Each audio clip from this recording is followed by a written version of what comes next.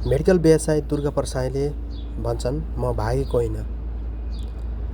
भागेको होइन, जोगिएको मात्र हुँ। भिडियो सहित उनी आज फेसबुक लाइभमा आएका छन्। मेडिकल व्यवसायी दुर्गा प्रसाईले आफू भागेको नभई जोगिएको बताएका छन्। बुधबार सामाजिक सञ्जाल फेसबुकमा एक भिडियो राख्दै प्रसाईले भने, म भागेको होइन, अघिल्लो 2वटा घटनामा भागेको थिएन, यो घटनामा जोगिएको मात्र हुँ। प्रसाईले थप भनेका छन्, म रहे भने यो अभियान जनविद्रोह सफल हुन्छ, म नै नरहे भने यो जनविद्रोह दबाएर जान्छ।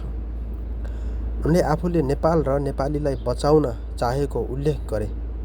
चैत 15 गते तिनकुनेमा भएको घटनामा ज्यान गुमाएका सबिन महर्जन र सुरेश सजगको परिवारलाई 5-5 लाख दिने घोषणा पनि गरेका छन्।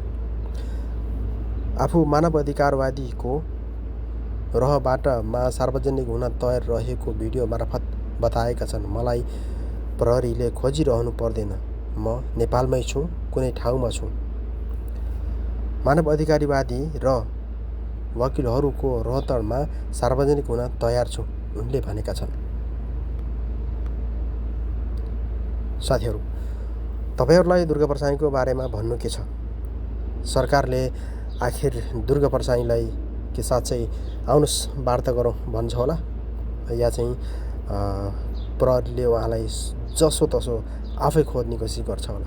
आखिर दुर्गा प्रसाईको बारेमा सरकार किन यति चुप्प छ त? सुनसान छ। दुर्गा प्रसाईले पटक पटक भिडियो हालेर पनि म नेपालमै छु, म निश्चित ठाउँमा छु भन्दा पनि सरकार किन चुपचाप लागेको, गुमसुम लागेको अवस्था छ अहिले? सरकार किन डराएको दुर्गा प्रसाईसँग? चाह्यो भने सरकारले दुर्गा प्रसाईलाई एकै दिनमा बाहिर ल्याउन सक्छ। साथीहरू, तपाईको राय के छ कमेन्टमा लेख्नुहोला। धन्यवाद।